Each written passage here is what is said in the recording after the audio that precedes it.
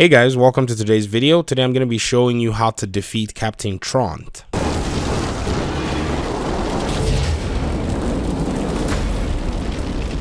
Captain Traunt is a tank boss, and so he has a huge weak spot, but there are a few strategies that I wanted to share with you to make your journey through this boss quite a pleasant one. So first of all, one of the first things you want to do when you approach him is you do not want to approach him head on. It does a lot of damage.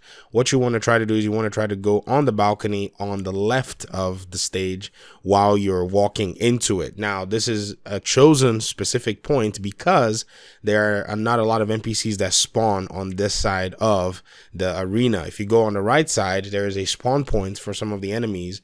Based on my experience anyways, this is where they were spawning from a lot. So I stay on the left side and I use that as my cover, and always beware too that he can fire straight at you from little crevices, so don't get comfortable while you're in there. One of the first things you want to do whenever you approach him is you want to have a high damage weapon that can do good damage, and you want to specifically target his weak point.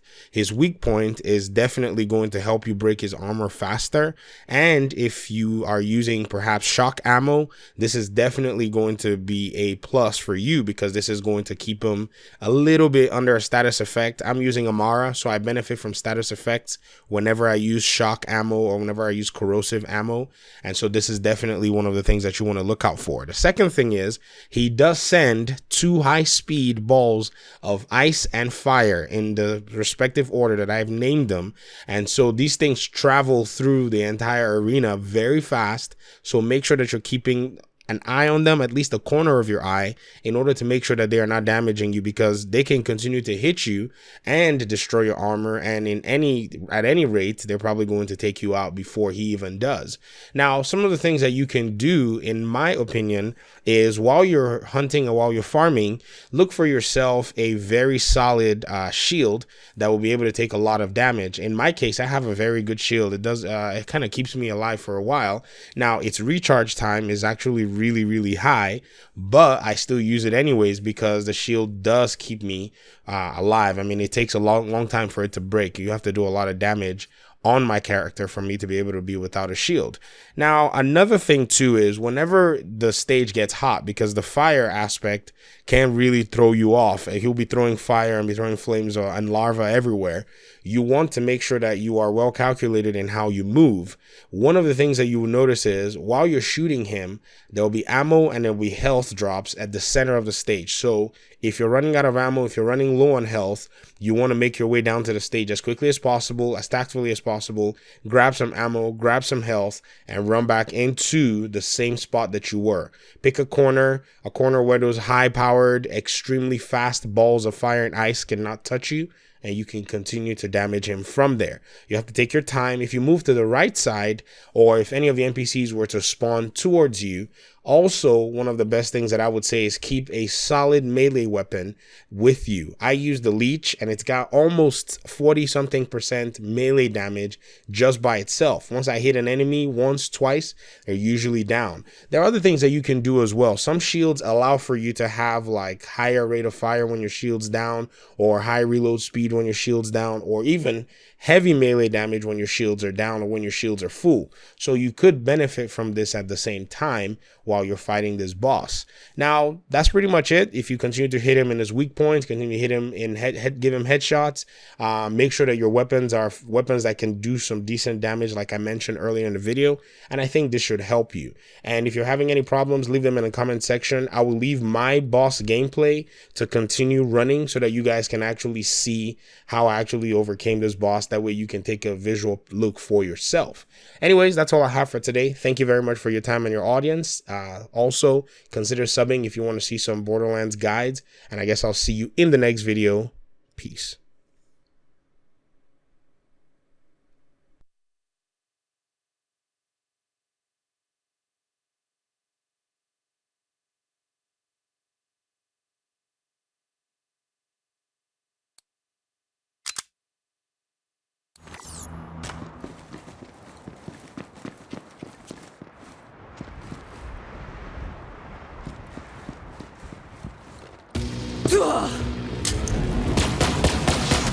Fully energized!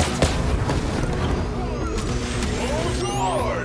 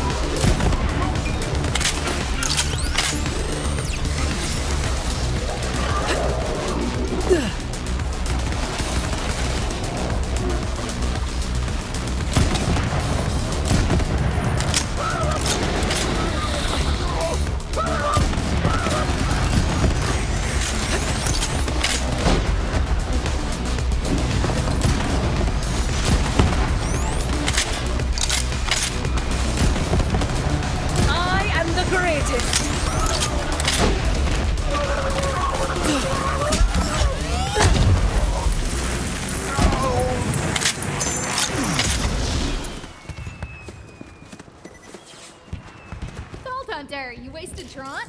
Good riddance.